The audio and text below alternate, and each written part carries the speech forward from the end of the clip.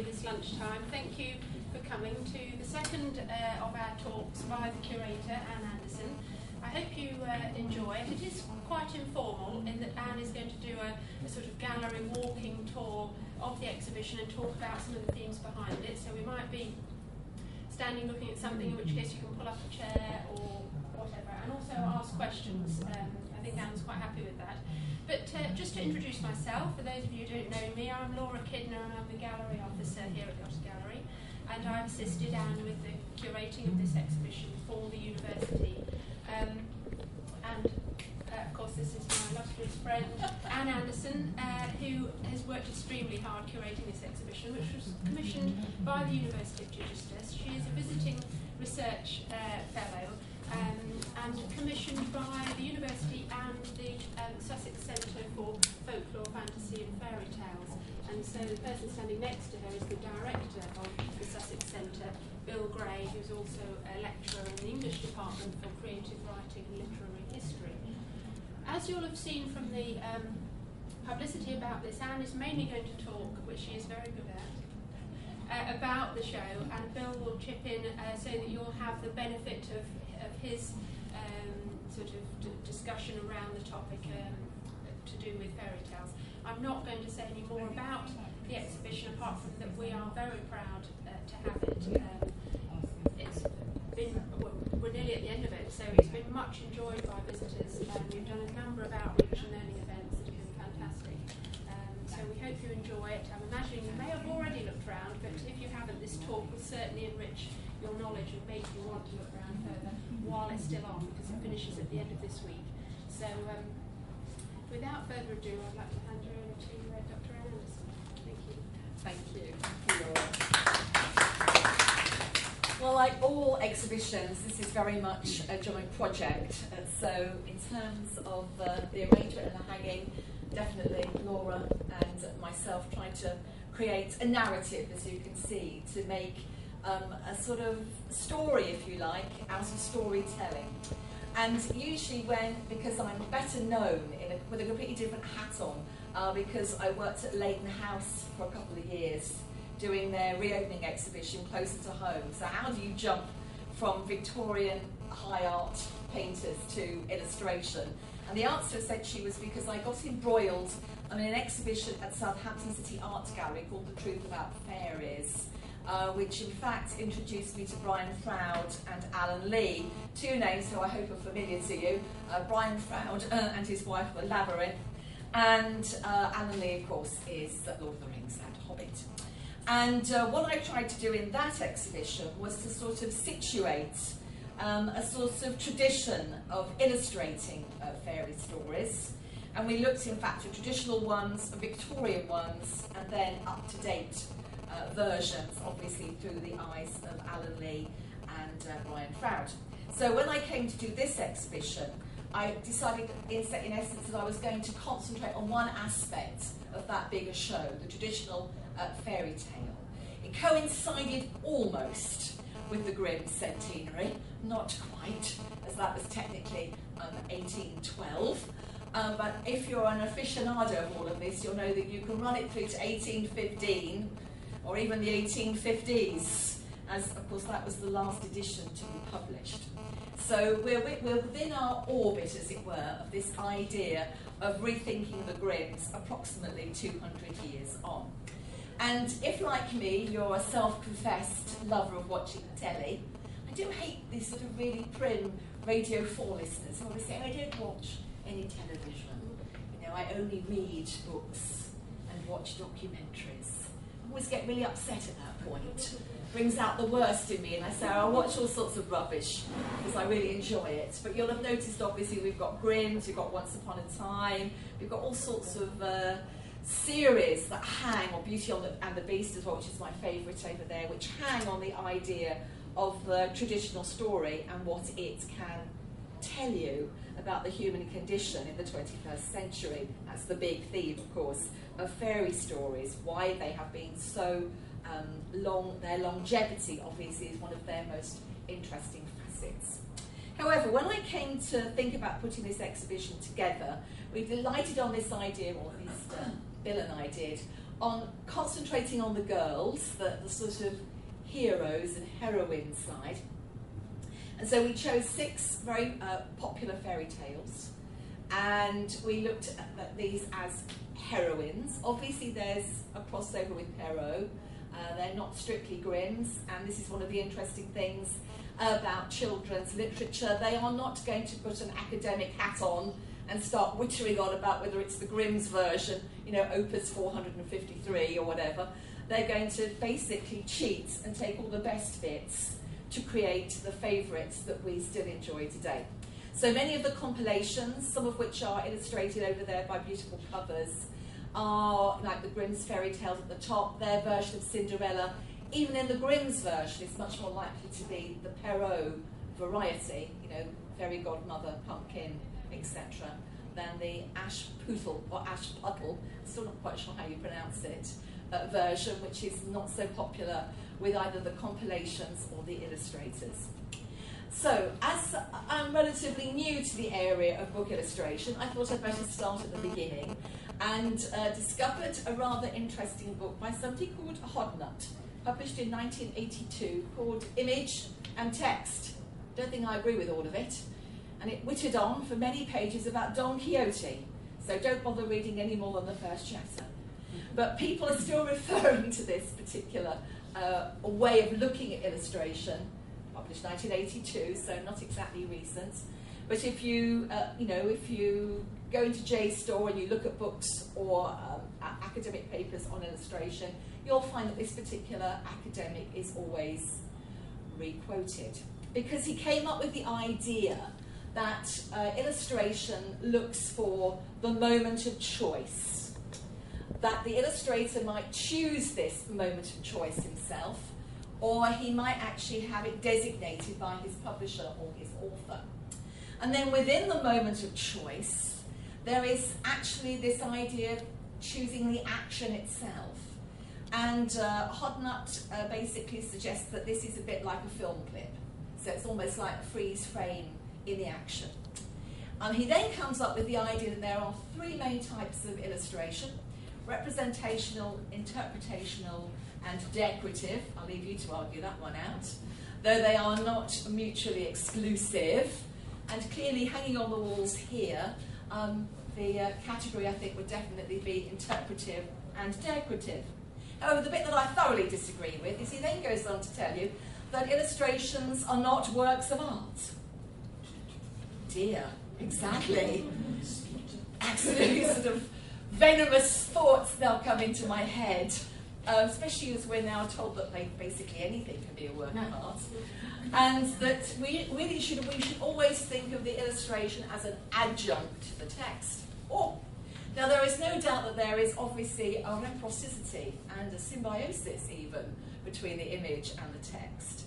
But they are definitely separate entities, and sometimes the text will go in one direction and the image will go in another. So it was that moment of choice that I think particularly took my imagination. And so, like, when you look at Sleeping Beauty, for instance, which is behind you over there, the illustrators always tend to focus on the same basic scenario. The spindle is very rarely ever omitted, as it's the crucial, as it were, moment from which all the other moments cascade. They love showing her asleep. We could have long discussions about the erotica of somnambulant pre-Raphaelite women. Please note my hair colour. Clearly I'm of the pre-Raphaelite breed. So the whole idea of somnambulant women there for the voyeuristic pleasure of men immediately comes to mind. But again, you would not find many volumes of Sleeping Beauty without some sort of Sleeping Beauty. And there's nearly always the hacking their way through the forest. Though, as you all know, if you've read the original Grimm's, there is no hacking, because the hedge actually miraculously parts because the 100 years is up. So a lot of license is taken with the illustrations, particularly with Arthur Rackham. And of course, from my point of view, this idea that they're not artistic is like a red flag in front of the proverbial bull, because nearly all of the books that you're looking at here belong to a very specific time frame when the book was very clearly thought of as an artistic creation. So again, you can have a look at my Walter Crane over there, because you might say that he was at the forefront of creating the beautiful book, or the book Beautiful, and he was very keen on this idea of integrating image and text. He would actually handwrite, calligraphically the text within the image, again making that relationship much more overt.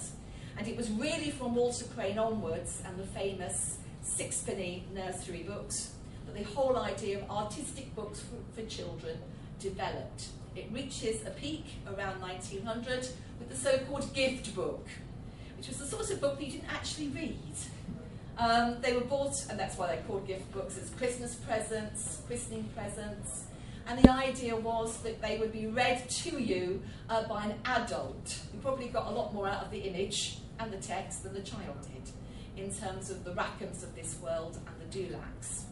So very much the focus, as you can see in this exhibition, is on this idea of really bringing, I would say, high art into the nursery.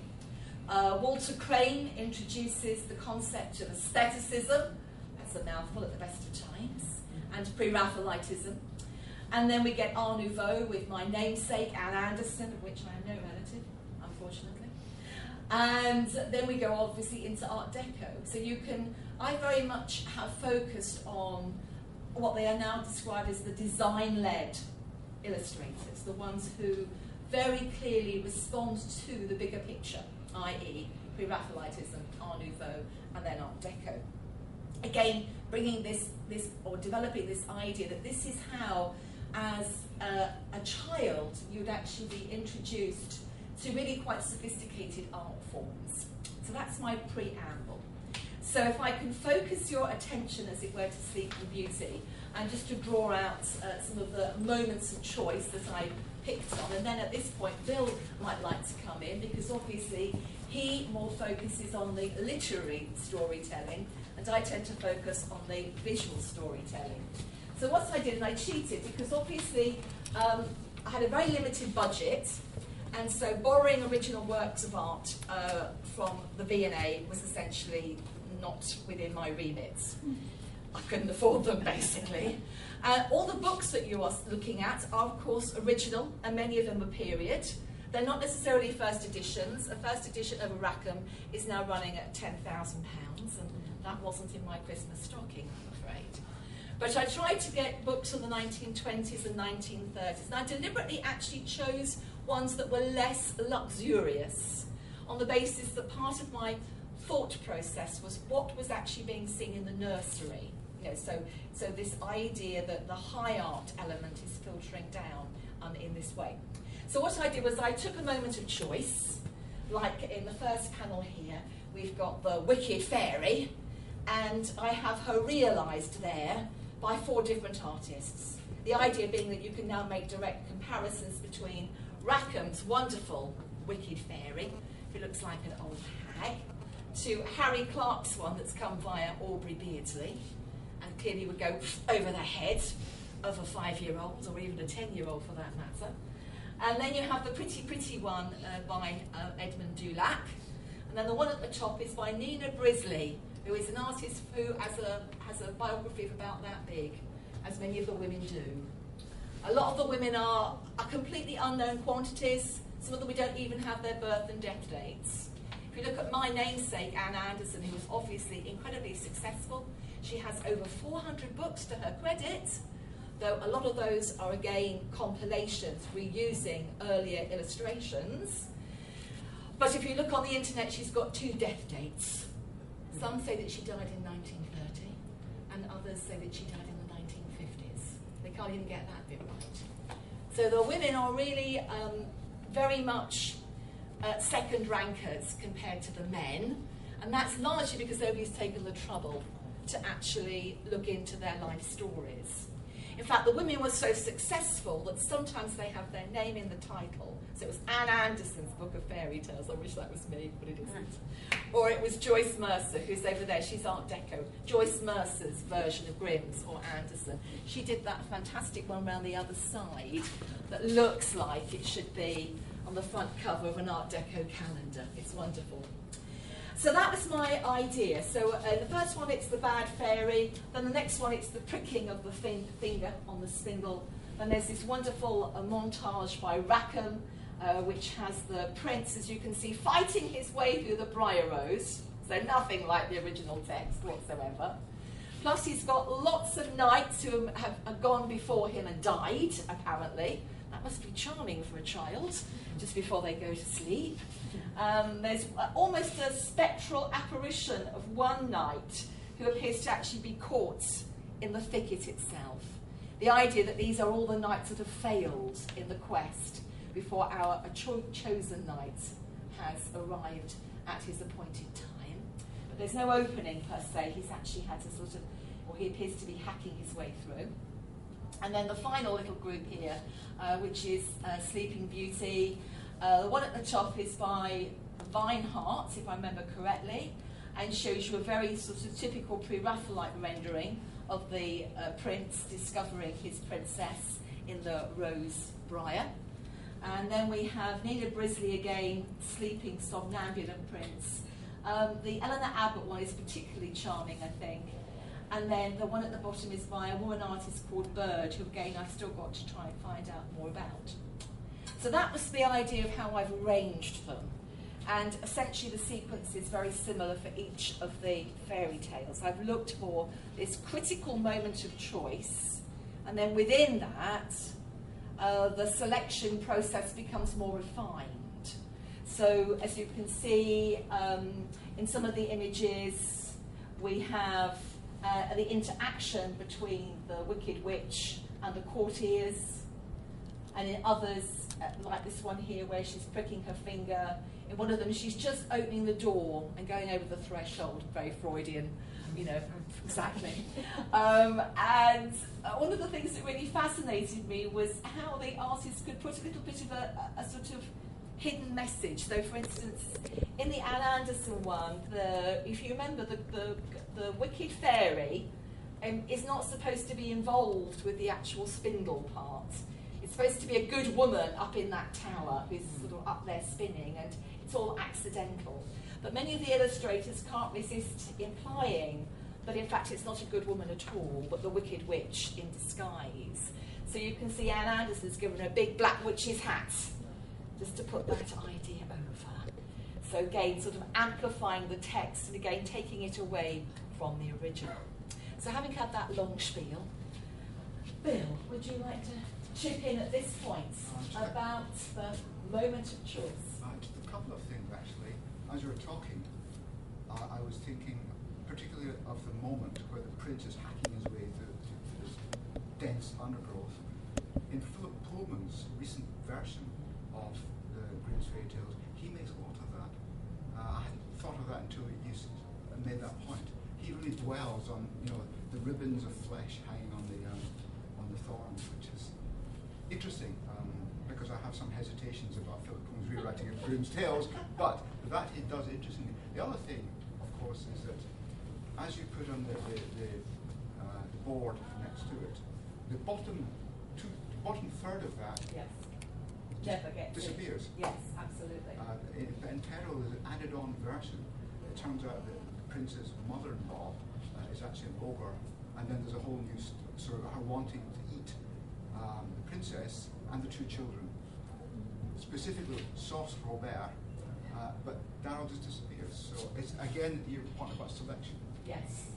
And also you can imagine that would be a very difficult aspect for the illustrators to illustrate without overstepping the boundaries and going into the area of cannibalism. Only one artist I came across actually dared to go into that, and that was Harry Clark, who is the one who's closest to Beardsley anyway. And he has a rather beautiful illustration of the cook, very beautifully rigged out. So when you first see it, you think, what on earth is all this about? Because you can't relate it to the text to which you're familiar. And I love the concept that these poor little mites are going to be served in sauce Robert. Never had it myself. So any questions from the floor then about this first tale, Sleeping Beauty? Well, I do wonder how much it had a deep impact on our culture for many years, that European women are still waiting And you can blame the Pre-Raphaelites. I mean, the Pre-Raphaelites can be blamed for just about everything in the 19th century. But one of the projects that I'm working on now really is the way that they are so keen on fairy tales. It had never occurred to me that Morris writes a poem called Rapunzel. You know, you think of all the sagas and all the other stuff, and it's very early. It's one of his very earliest poems. It's late 1850s. It was originally published in the Defence of Guinevere. So that made me start thinking. And then Burne-Jones does his first version of Sleeping Beauty, again, around about 1860. Now, the one that's most famous is the Buscott Park Briar Rose sequence, which again has the implication that the night, you know, do we know this, being Pre-Raphaelite? You can Google it very easily. But it's supposed to be the same moment in all four paintings. The princess is asleep in the last panel. It's actually his daughter Margaret. He didn't want Margaret to grow up, fall in love, get married and die in childbirth. So in the paintings he sends her to sleep. Freud would have had a field day with Burne-Jones. He has a huge hang-up because his mother dies when he's only 6 days old, and his father never forgives him. So he carries this baggage round through all of his relationships with other women. So he sends his daughter Margaret to sleep. Then the first panel shows the knight preparing to go into the thicket.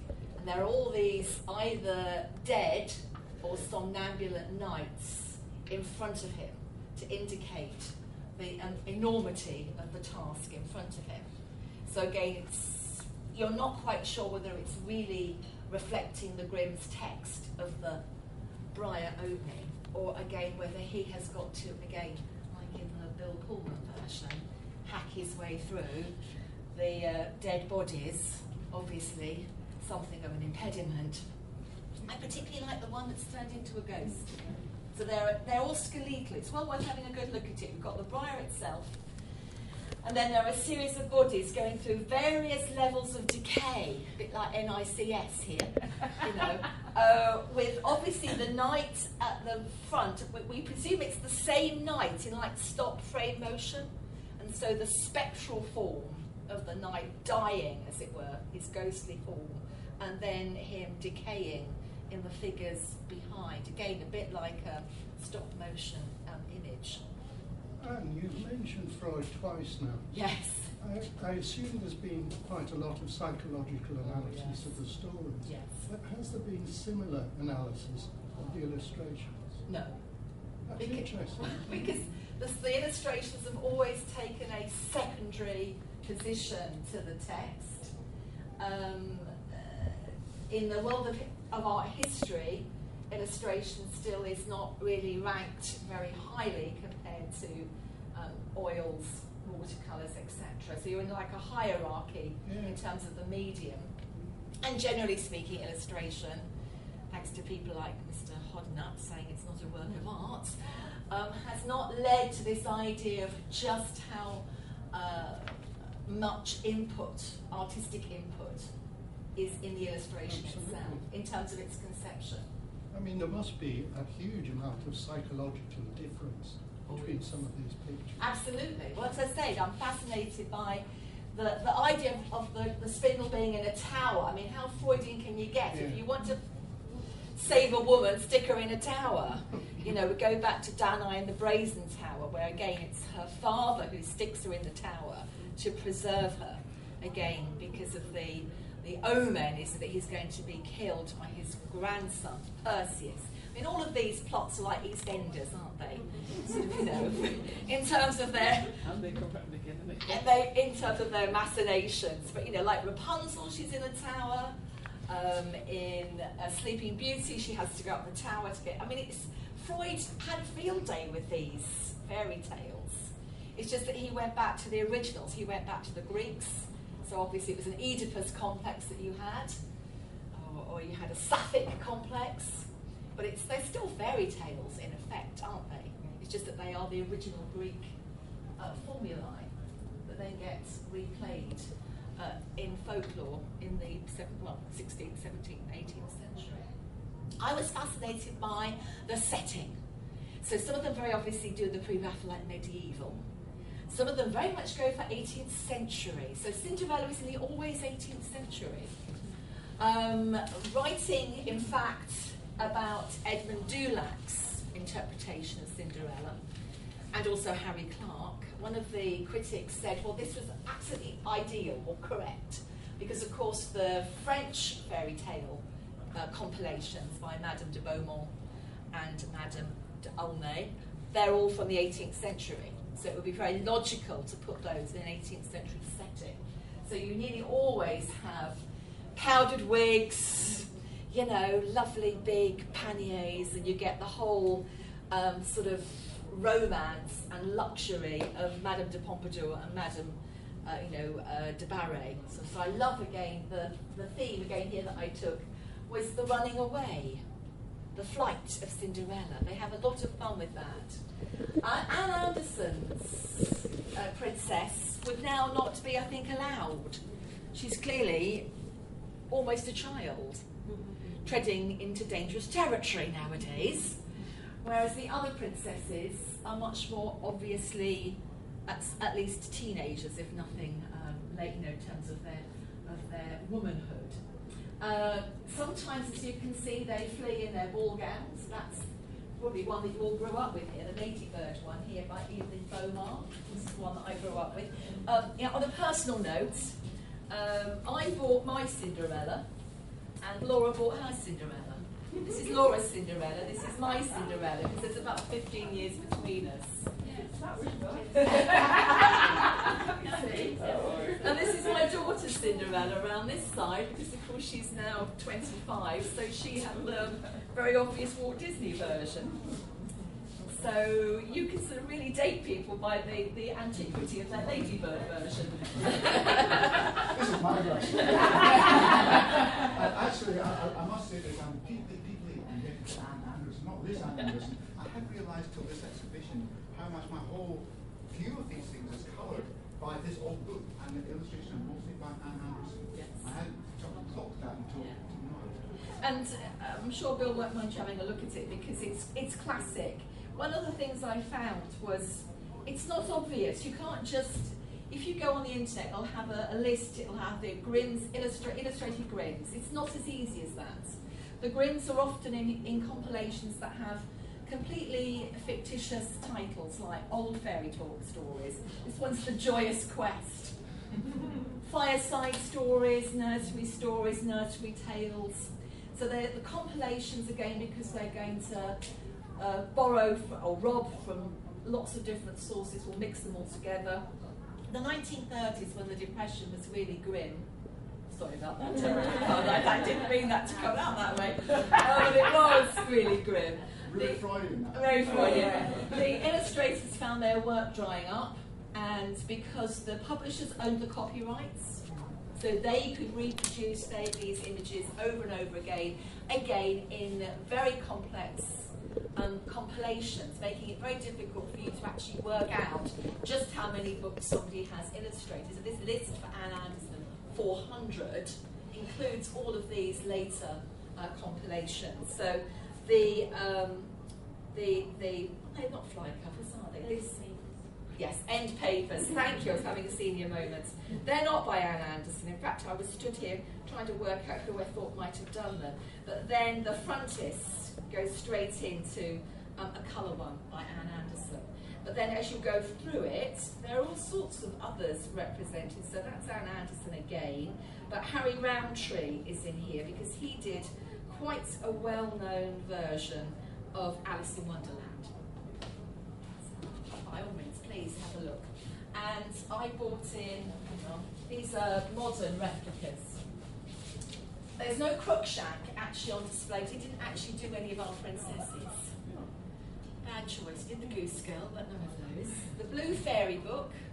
I'd love to know why the first one is blue, because I have an obsession, or the Victorians had an obsession with the colour blue. That's Yakimo Hood and a chap called Henry Ford. This, if we ever get round to English fairy tales, this is a reprint. The trouble is that this is in 2 volumes. It's really hard to get the second volume, which has these fairy stories in. And then one of the things, obviously, that I wanted to make sure was well covered is Rackham, because he's a local boy. He lived at Houghton Bridge on the other side of Arundel, but not far from Amberley in terms of your geography. So, and he lived there at Houghton Bridge, where the river, crossing of the river, it's gone down again now after the flooding. He lived there for about 20 years, so I like to think of him as a sort of local boy. Are we all okay? Yeah. Excellent.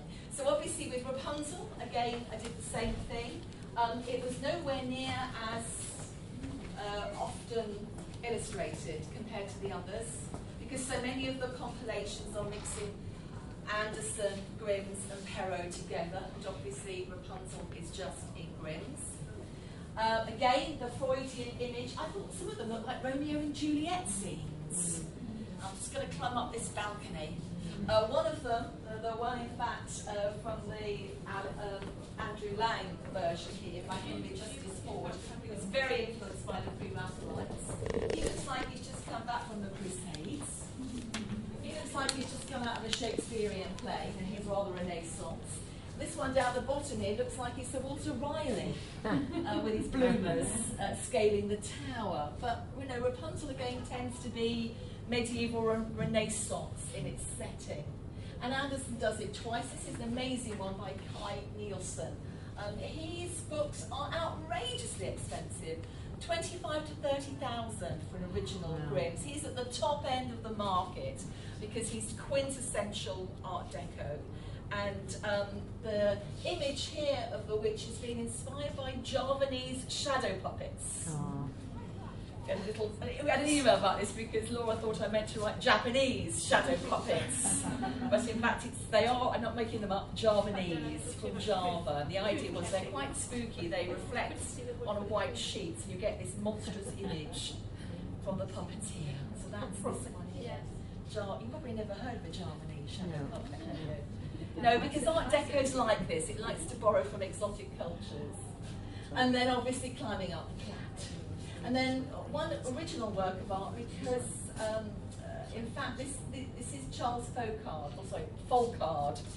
was told by the granddaughter how to pronounce it properly. It's Folklore. And he was obviously extremely popular alongside Rackham and Dulac. And then again, he's sort of fallen a bit by the wayside in terms of popular appreciation. But his granddaughter, Kay, was doing a creative writing module here, and she, MA in fact, and she lent us an original artwork for Rapunzel, which was a lot of fun. And that's the real problem. The original artwork is a real problem. The artist lost it. It was usually acquired by the publishing house. If it was returned to the artist, they're not multi-millionaires. They often have to sell them. The Leicester Gallery particularly specialised in selling the work of illustrators. You might have come across Chris Beatles. He's the major dealer in London for the sale of illustrative work. So it's very difficult to actually find the originals anyway.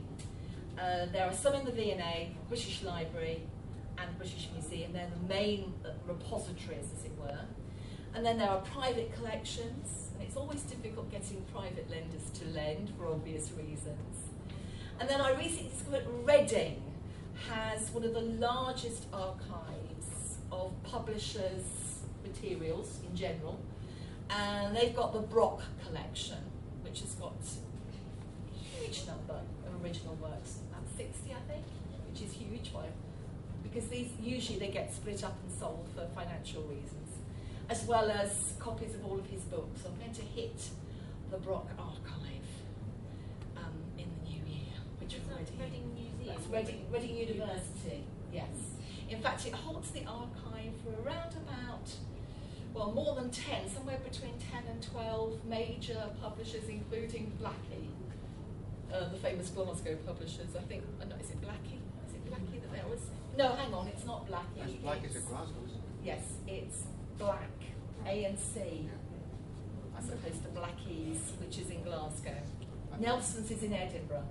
So again, those two universities have got archives for those publishing houses, which also brings you to the thorny question of who owns the copyright, because it's usually the publisher.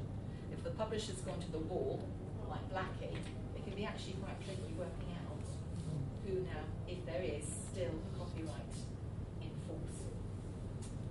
We'll tread on eggshells. Okay, so Cinderella, Rapunzel. We got the Hockney, obviously.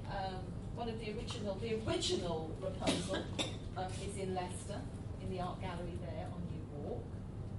Again, couldn't afford to bring it down. Insurance and transport always being the major problem. So this obviously behind me is one of the things I grew up with was Disney. So I was very keen on putting these two together. The John Hassel image of a rather beautifully calm Snow White in a very beautiful bucolic woodland setting with bluebells. All you need is Stomper, going past. But it's very pretty, isn't it? And it's like she's found a haven in the forest. And then, of course, the Disney one, where she's being tormented, because this is post-Disney, this is 1947, where the trees have come to life and she appears to be being attacked by them. I often wonder when children go to Disney, how many are scarred by the Snow White ride, where the trees come over you and appear to pick at your hair as you go shooting through, and then the old witch, comes out with the apple and the hologram and goes, to which point we always say, it's my mother, to try and lighten them. Yeah. And there's a really, look, it's not a pretty, cosy, cuddly teddy bear there. He's got little teeth. And there's a rather, again, ominous looking wolf. So I thought they were amazingly different renderings of the same theme of Snow White in the woods. Sorry, yes, of course. Is it in your little booklet that I read? Walt Disney was very impressed by Rackhams. Absolutely, absolutely. I mean, he got the Rackham theme of the trees that come to life, because Rackham is always anthropomorphizing his trees, turning them into, making the boughs look like arms and legs, and making the roots have a really sort of invidious life of their own, as though again they're going to trap you. So that's definitely where Walt Disney got that idea from. So definitely this idea of how again you take a particular moment, but then even within that moment, how you actually nuance it. So the wood as safe haven, the wood as something terrifying. And then Before the Mirror, I particularly like the one at the bottom here, which is by Helen Stratton, which again, very Art Deco. I'd love to know where she got that hat from. The amazingly different ways in which the dwarves are actually depicted. Sometimes little men, sometimes almost like pixies, like the Mabel Lucy Atwell type, cute and cuddly type of pixie. It was interesting in terms of the sequence. Again, some illustrators went for the apple, some of them went for the corset, which strangles the life out of her. Some went for the comb. But you've got limitations financially, so often the artist is forced to pick one that he thinks is going to move the narrative along. And then the last scene in the glass coffin. Some of them are very true to the original text, which says that there's always a dwarf sitting by the coffin, so which is the top one here, which again is Helen Stratton. And I love this one here, where you have Bambi going past the glass coffin. So this is the Moncel, which is again, love the way they're struggling. They've got a uniform. They're all in red and green, and they're struggling with the glass coffin. And then Wanda Gag, who is a very famous American illustrator, she actually started off writing fairy stories, but soon realised it was actually easier because she spoke fluent German. She's obviously German descent. She soon realised it was actually easier reinterpreting the Grimm's tales than actually writing her own. And her most famous rendering is, of course, of Snow White. Again, I just love the sort of somewhere between Art Deco and Pre-Raphaelite is the merging of the two styles. And shall we finish with Beauty and the Beast, because it's my favourite? You're allowed to be very self-indulgent when you do this sort of stuff. You're doing it, as it were, through your own reminiscence and nostalgia. But my daughter's was 25 on Monday, so it was very much Beauty and the Beast, a la Disney, that she grew up with. And I suppose I particularly like it too because of the transformation of the Beast again, full of Freudian subtexts. I suppose if I'd been really true to Grimm's, I'd have gone for the frog prince, because it's the same sort of idea. And again, that's got a weird bit on the end, hasn't it? The frog prince. The Iron John, which very rarely ever enters the narrative in terms of illustration. Often just gets locked off again, doesn't it, in the actual storytelling. A different story has been just bolted on. Bolted on the end. Interestingly enough, the Walter Crane version of Beauty and the Beast does indeed have the Iron John section included. It's most unusual. I just love all the different renderings of the Beast. Sometimes he looks like a bear. Sometimes he looks like a sort of wild boar with tusks. Sometimes he looks quite cute and cuddly. Other times he looks extremely worrying, really quite menacing. I have an absolute fixation on roses, hence my other passion for Sleeping Beauty, because the Pre-Raphaelites are obsessed with roses. The baggage that goes along with a rose is unbelievable. If you're into semiotics, you can have a field day with roses. But I do particularly like this one up here where the beast looks more reptilian. And then this is Heath Robinson, so you know him better for his contractions. It's that Heath Robinson, Charles Robinson. They're from a family of illustrators. There's the Anne Andersen well down the bottom, where again he looks rather reptilian. But I particularly like the Vere Boyle one, Eleanor Vere Boyle. She often used to just sign EVB because she was quite highborn, and having a career as a professional illustrator eroded her class status, so she just like George Eliot or HK, whatever initials are, Rowling, she went for the initial to hide behind, as it gave her a degree of anonymity. Her beast is a sort of walrus, and there's an amazing image in the sequence. Here, there you is. Look at it. So a walrus meets a shark sort of thing in terms of the teeth, with these lovely tusks. And there's an amazing picture in the sequence where he's on a sort of ice floe in the background. So he's very clearly supposed to be some sort of walrus. And he's here. So it's most strange. He's one of the strangest beasts I came across. There's the gorilla around here. Yeah. Like Planet of the Apes, sort of. Yes, absolutely. And obviously this is not a Grimm's tale, this is Perrault, but it actually goes back, in fact it's not Perrault, is it either, it's Madame de Beaumont, but it goes back in fact to an even older Italian fairy story, which is represented here by Zelinda and the Monster.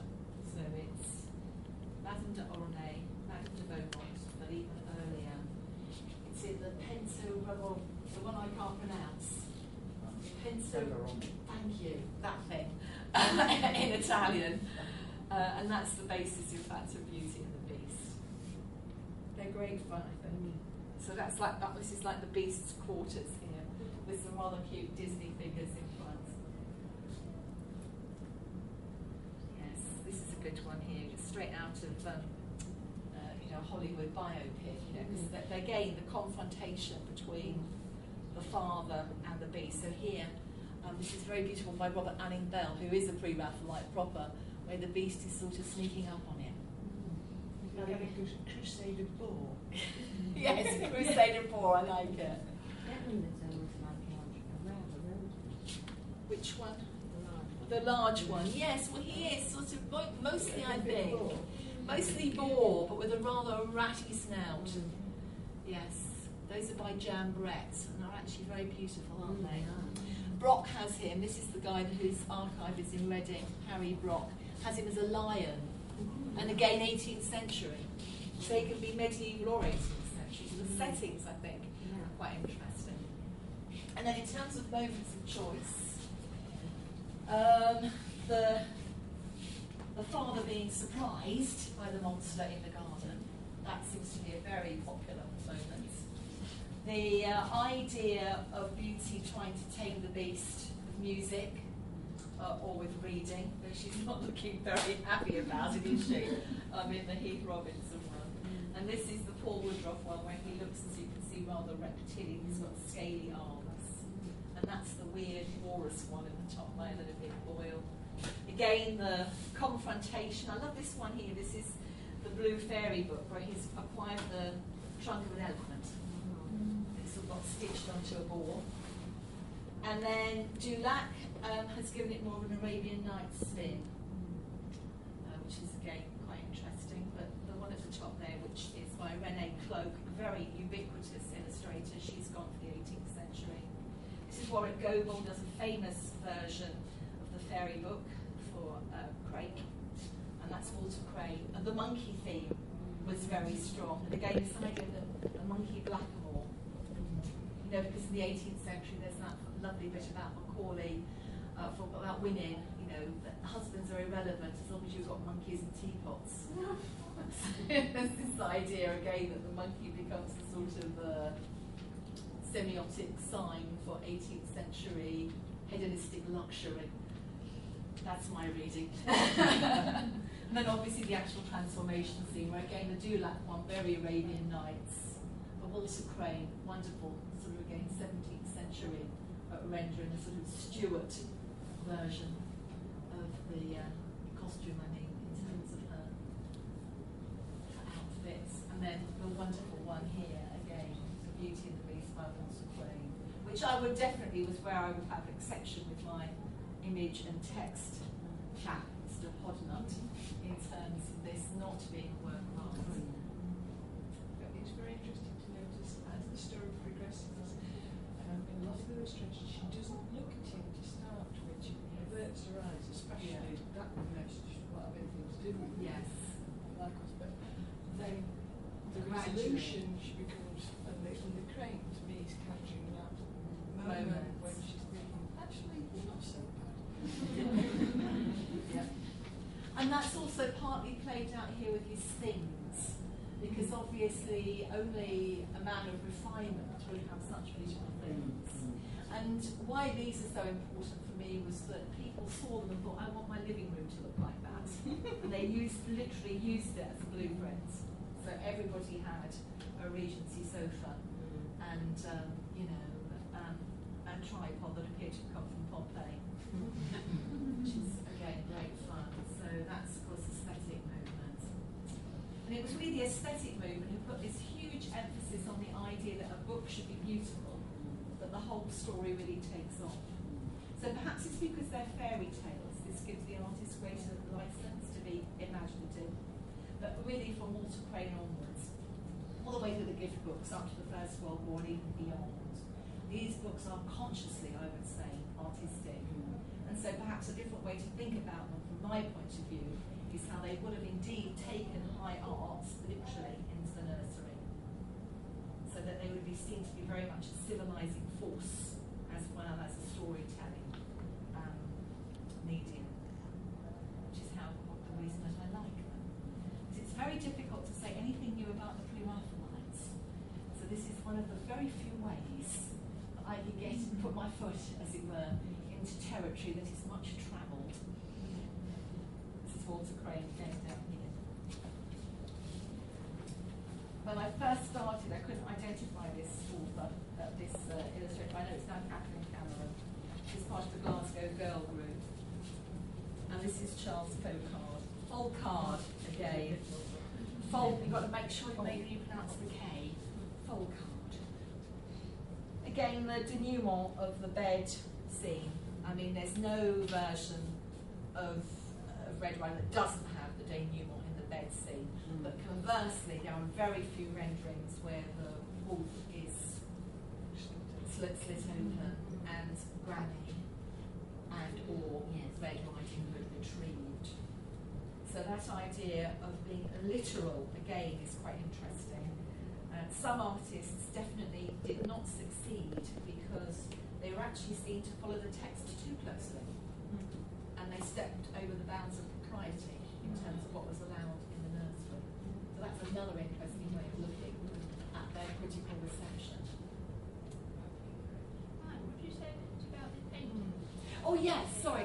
of course, yes. Again, this is a legacy of the Truth About Fairies. I got to know Sean Jefferson because he contributed to that. And he, in fact, painted this about the time of the Truth About Fairies. And I managed to hang on to it. So again, you can see that, like the Walter Crane version, he's very anthropomorphized. So he's got this wonderful, trench coat, gentleman's coat. He looks very gay, much, doesn't he, like an 18th century gentleman. The Walter Crane one was obviously quite clever because he's actually wearing a sheepskin. So he has the wolf in sheep's clothing was the joke, obviously, which everybody would have got. But essentially, again, the setting is 18th century, and the wolf looks rather 18th century, or certainly very much like a sort of period gentleman. But I love Little Red Riding Hood, who seems to come straight to us from Peter Blake, with her stripy stockings and her hoodie. I like the way, and she's obviously been, remember in the narrative, she's led astray off the path to pick flowers, and she's holding a daffodil in this image, and hiding it from the wolf. The language of flowers, the daffodil is a difficult flower because it's the colour yellow was semiotically quite an interesting colour. So in the language of flowers, the daffodil or the narcissus sort of was that egotistical self-love. Because Narcissus, as in the Narcissus, which is one of the daffodil family, falls in love with his own reflection in the water and comes to a sticky end. And there's an idea, isn't there, that Red Riding Hood in the text is a bit self-absorbed. She thinks she's really pretty, and she goes gambling, off doing her own thing, picking flowers. So I'm sure we can have a semiotic field day here, working out some of the details, like the musical instrument down there. And some of them are lovely, as you can see, winged, sylph-like fairies. By the way, sylph-like fairies were invented by Shakespeare. The first one is Ariel. She was the first fairy to have wings in literature. You're pleased to know. We pick up. Very useful for pub quizzes. And but no, the daffodil hidden behind her back, there'll definitely be a semiotic reason for choosing a daffodil. You know what I mean? A bit like the semiotic reason for choosing a rose. In the story of Beauty and the Beast, the rose is a white rose that he picks, which is a symbol of chastity. Pink roses are always romantic love, and red roses are always carnal love. So you have to be very careful what bouquet you send somebody. Because if you're careful. Red roses, fine. Yellow roses, no. Symbols of jealousy. Yes. And they all had this wretched language of flowers in their back pockets. So you have to be very careful of flowers in pre-Raphaelite paintings. Yes. So I had a lot of fun. I hope you've enjoyed it. Yes. I love some of the images, just the economy of them. One of the ones I was very keen on is John Hassel, who did this one up here. I thought this was, again, a very Beardsley type, very striking. I love the fact that you had the shadow of the terrified grandmother on the background, and the very economic way in which the four-post has been rendered. And the fox is much more realistic. Well, in fact, it's more like a fox than a wolf, He's not grown to these gigantic proportions. But then there's this lovely tendency to put giant mop caps on him, to disguise him, So great fun. This is a very unusual one where it's, I couldn't even find the name of the illustrator, where the huntsman has actually killed the wolf and has retrieved Red Riding Hood. And that's the only version of that moment that I could find, showing you that definitely stepped over the nursery boundary. Yes, of course. Well, of course, in the Perrault one, there is no coming back, is there? In the Perrault version, she's just eaten, and that's it. Yum, yum. Yum, yum. That's it. There's no rescuing. It was meant as a tale of a warning to stay away from men who might lead you into all sorts of trouble. And there was no coming back from Perrault's Red Riding. But again, there's an appendix, isn't there? in the Grimm's version, where they actually then, the grandmother and Red Riding Hood, set about murdering the wolf. They lure him down the chimney and they drown him in an iron, tin bathtub.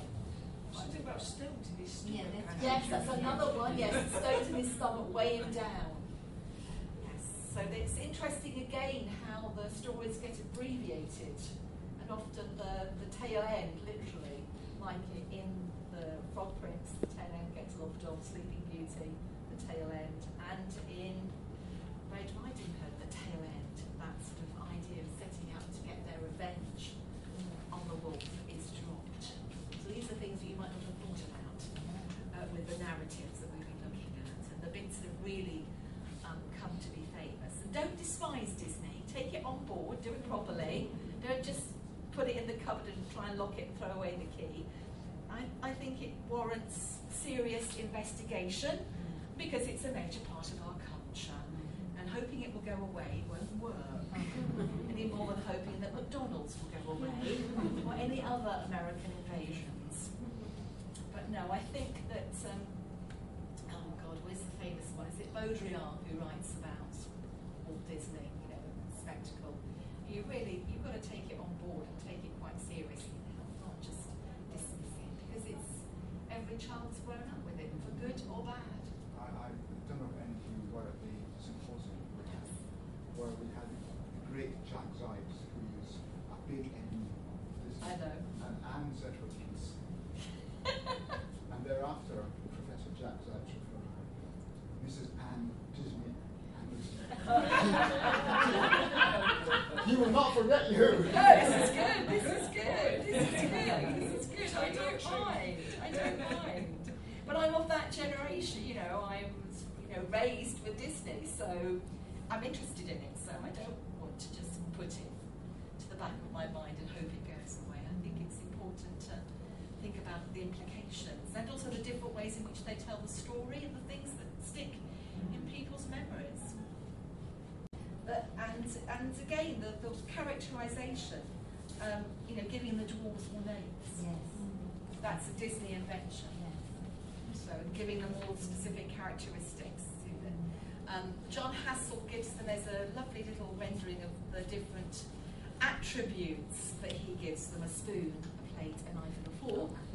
That's the first time they get any sort of name at all. But let's face it, you wouldn't want to be called knife, spoon or fork. So Disney's the first one to actually give them names and to give each dwarf a personality. Yes. So this is the thing that you've got to bear in mind. I can't miss a link to Snow White and the Huntsman, where the one thing that I actually managed to do was to rename the dwarves and to give the name, the one that my greatest achievement, to name Bob Hoskins. They think it's Muir, but I got all these names from the old Celtic alphabet and stuff. But to have Bob Hoskins et al. Wandering around and say, "Hey Muir, what was that you said? Borth?" Excellent. Great fun. It's all really fun. When I first started working with Brian Froud, who has a very vivid imagination, obviously, I blame him for living on Dartmoor.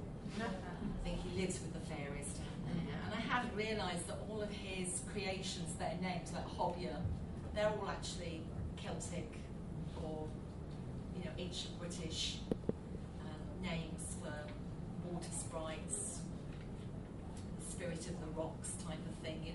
So all of these names that I thought were fictional actually are not. They're all rooted in English folk traditions or British folk traditions. So that took me by surprise. We're not in one band with a totally different Yes. Cloud and Kelly Windham Yes. and Lee in that first book. Yeah. Yes. Which is called Fairies. So that's late 70s. So yes, again, the other thing to think about is why fairies have come back with such a vengeance when this is the 70s. And I think that's fairly easy in terms of linking it to flower power and the sort of psychedelic, dare I say it, culture of the late 60s and 70s. Because remember again, when I went to university in the 70s, I went with my Beardsley under one arm and my muka under the other. Looks like mucka, muka under the other. Alphonse. So I'm of that generation, again, that rediscovered the pre-Raphaelites. In fact, they come back at that time, so it's all part of the package. Rackham, Dulac, the people that can't afford Rossetti go for. Well, it's true. It's a bit like the ones that can't afford Monet. They go for Glasgow Boys. It's sort of a sliding scale in terms of what you can afford to collect, because obviously this is still a really important area for collectors. Well, thank you very much, Karen. I'm sure you'll all agree and join me in saying that it's been absolutely fascinating, and you bring it to life in such a practical way, but with also all the details and background. It's really insightful. And to say that if you want to read more about what Anne's been saying, for just £2 you can buy one of these copies, the catalogue accompanying the exhibition. Thank you so much. Thank you. Thank you.